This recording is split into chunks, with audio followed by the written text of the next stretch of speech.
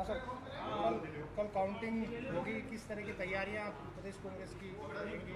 हम लोग 3 4 5 दिन से जो भी इंस्ट्रक्शन कैंडिडेट्स को, हमारे कांग्रेस के कार्यकर्ताओं को, संगठन के पदाधिकारियों को जो हम दे सकते हैं वो दे रहे हैं।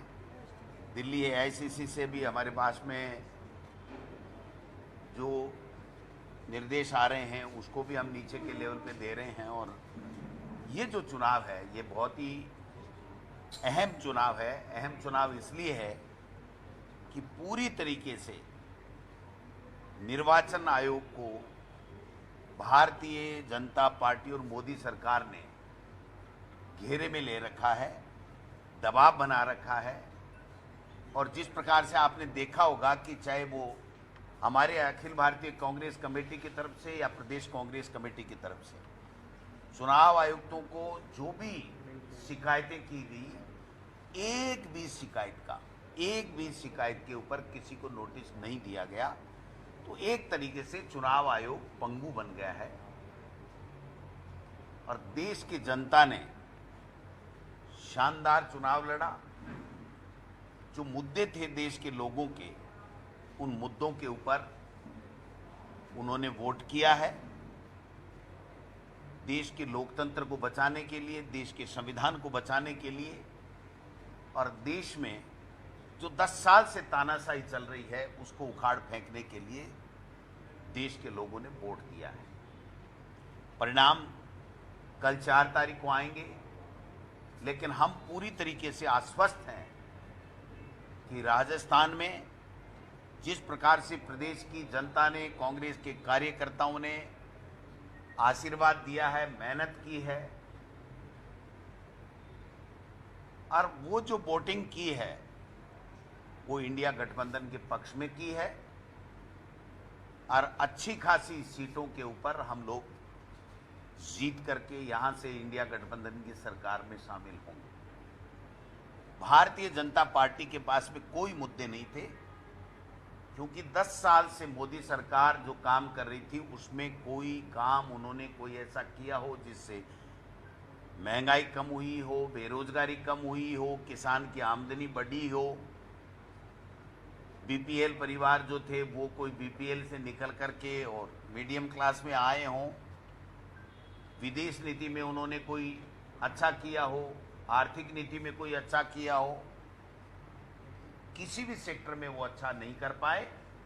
ये जनता में गुस्सा था। और जिस प्रकार से संवैधानिक संस्थाओं का दुरुपयोग केंद्र की सरकार कर रही थी, और विशेष रूप से जो संविधान बदलने के लिए जो इनके एमपीज, आरएसएस के लोग जो बयान दे रहे थे कि हमें 400 पार चाहिए क्योंकि हमको संविधान बदलना है, तो इन सब चीज़ों को ध्यान में रखते हुए भारतीय जनता पार्टी और मोदी सरकार को उखाड़ फेंकने के लिए देश और प्रदेश की जनता ने वोटिंग की है। और राजस्थान में मेरा ऐसा मानना है कि 6 महीने में जो भजन लाल जी की सरकार है, जिसको हम लोग पर्ची सरकार पूरे प्रदेश की जनता कहती है, वो पॉपुलर हो गई इस नाम से क्योंकि वो पर्ची से ही बने थे, बहुमत से या वोटिंग करा के नहीं बने थे, एमएलए की राय से भी नहीं बने थे। तो वो सरकार 6 महीने में कुछ भी काम नहीं कर पाई है। आप देखिए, 2 चीज़ें उन्होंने, यमुना जल समझौता और ईआरसीपी का एमओयू की बातें करते रहे, एक बूंद पानी वो लाए नहीं। वो एमओयू आज तक उनके मुख्यमंत्री जी के हाथ लगा नहीं और जनता को वो दिखा नहीं पाए, मीडिया को वो दिखा नहीं पाए। वो केवल चुनाव तक का प्रोपेगेंडा था। और जिस प्रकार का वातावरण इस प्रदेश में जो कह रहे थे कि कांग्रेस के राज में अपराध बढ़ रहे हैं, आज इतने अपराध बढ़ रहे हैं, हमारी नाबालिग बेटियों के साथ में बलात्कार हुए हैं, महिला अत्याचार के मुकदमे बढ़े हैं, आए दिन माफिया लूट, डकैती, हत्या वो कर रहा है, भ्रष्टाचार का पूरी तरीके से बोलबाला है। तो ऐसे में लोग ठगे गए।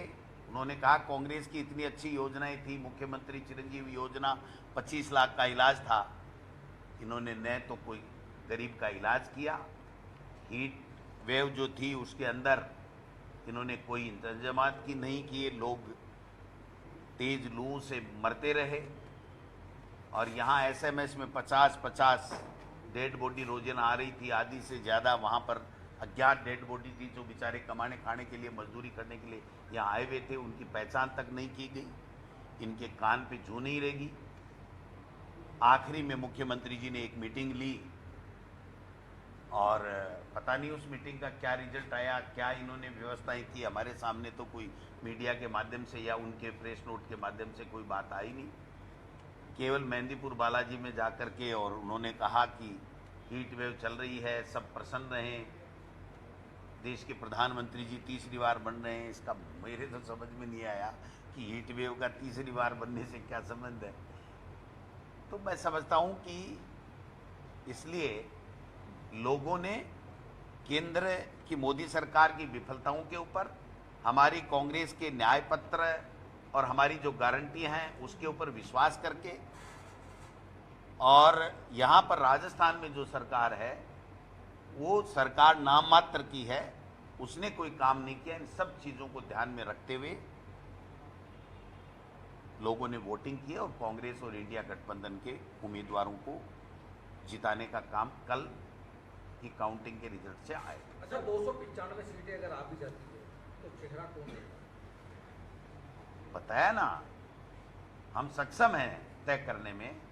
और जब पहले इंडिया गठबंधन बना था उसी वक्त ये बात आ गई थी कि इंडिया गठबंधन का पूर्ण बहुमत आएगा और आने के बाद में बैठ करके इंडिया गठबंधन के तमाम घटक दल प्रधानमंत्री के नाम का चयन कर लेंगे और शपथ लेंगे। अध्यक्ष जी, सर कल आपने हाईकमान को एक खड़गे साहब से बात की थी, वीडियो से अपनी तरफ से पार्टी के बारे में बताया कि यहाँ कितनी सीटें आ सकती है। एग्जिट पोल आपने देख लिए, आपका खुद का गोल डोडासरा जी का एग्जिट पोल क्या है राजस्थान और नेशनल लेवल की? मेरा एग्जिट पोल यही है कि राजस्थान की जनता ने, 36 कौमों ने अच्छे वोट इंडिया गठबंधन के उम्मीदवारों को दिए हैं और भारतीय जनता पार्टी से चाहे एक सीट ही ज़्यादा है, हम लोग ज़्यादा आए।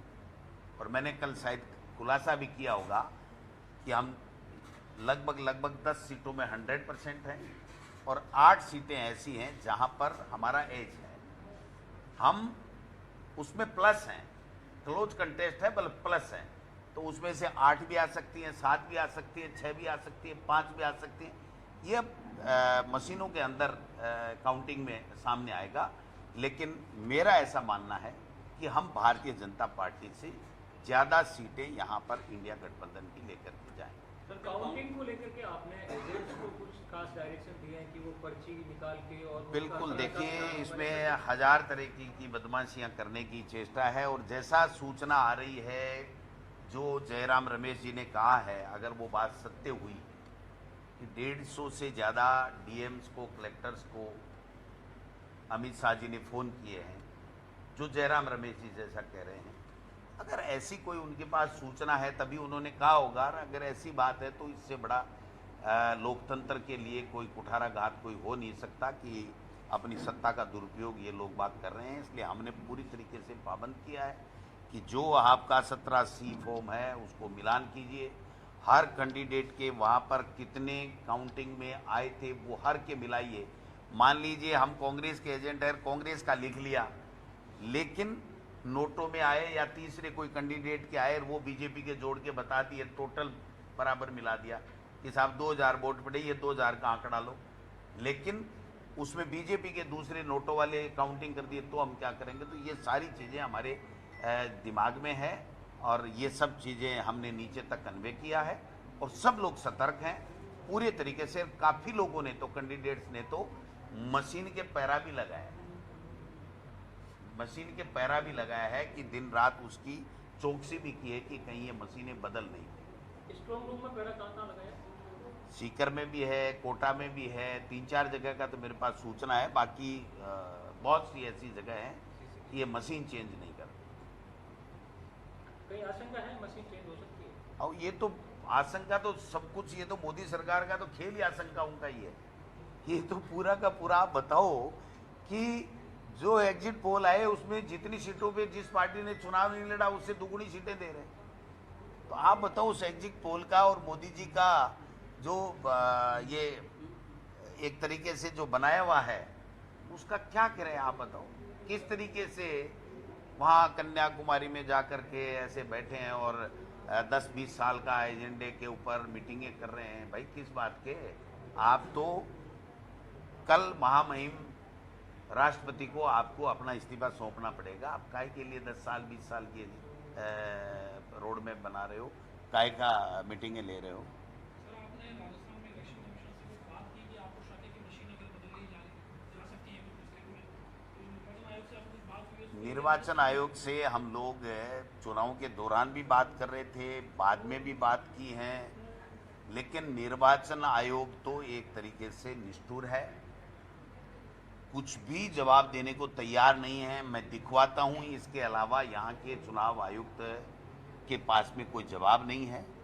हमने प्रदेश कांग्रेस कमेटी की तरफ से 26 शिकायतें हमने की थी राजस्थान से, एक का भी जवाब उन्होंने नहीं दिया और हमने प्रमाण के साथ कहा था कि ये इस तरीके के बयान जो है वो आपकी गाइडलाइन के मुताबिक नहीं देने चाहिए थे और ये आचार संहिता का खुला उल्लंघन है। उसके बावजूद भी कुछ नहीं हुआ, आज तक तो कोई आया नहीं। आज देश के मुख्य निर्वाचन आयुक्त की अभी प्रेस कॉन्फ्रेंस हुई है, उन्होंने कहा कि हमें हिडन और गायब जेंटलमैन कहा गया, लेकिन फिर भी हमने वोटिंग परसेंटेज क्यों नौबत आई? 70 साल के इतिहास में ये नौबत क्यों आई कि उनको ये साबित करने के लिए प्रेस कॉन्फ्रेंस